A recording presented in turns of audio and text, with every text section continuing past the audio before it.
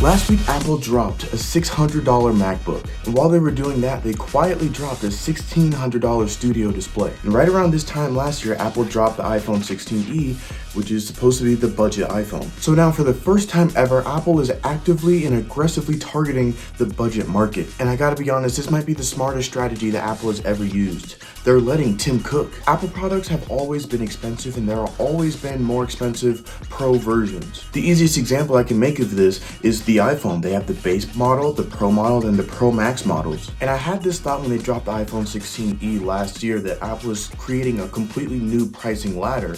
But after they dropped this new MacBook Neo, my suspicions were confirmed. So let's think about it. If you want to get a MacBook, but you don't want to spend $1,000 basically to get the MacBook Air, now you can get the MacBook Neo for $600. But the second you want to do anything that is more than web browsing, a little bit of gaming, that ladder step up is the MacBook Air. Now, I have the MacBook Air and I can run games, edit all my videos on there, I do Unity on there, DaVinci Resolve, really labor intensive things, but I can see it slow down every once in a while.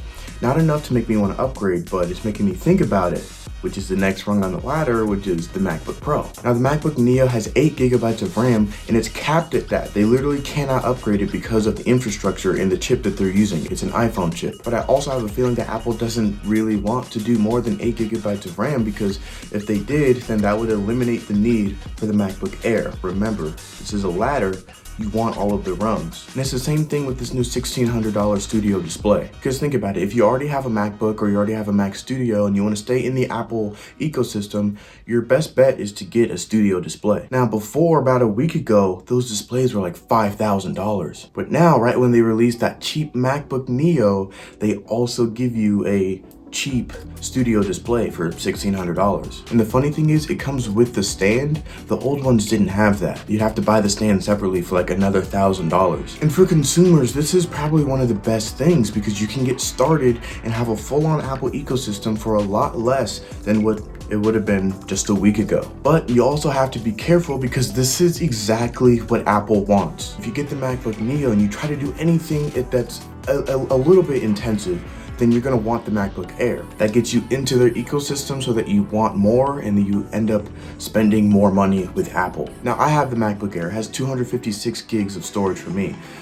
and I need more. Now, above the MacBook Air is the MacBook Pro, and it comes with more storage, or I can just option my MacBook Air to have more storage.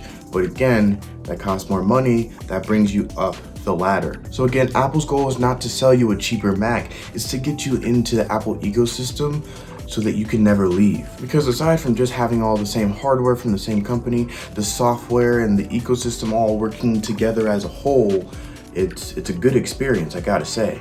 But I guess that just goes to show that I myself have been captured by Tim Cook's cookedness.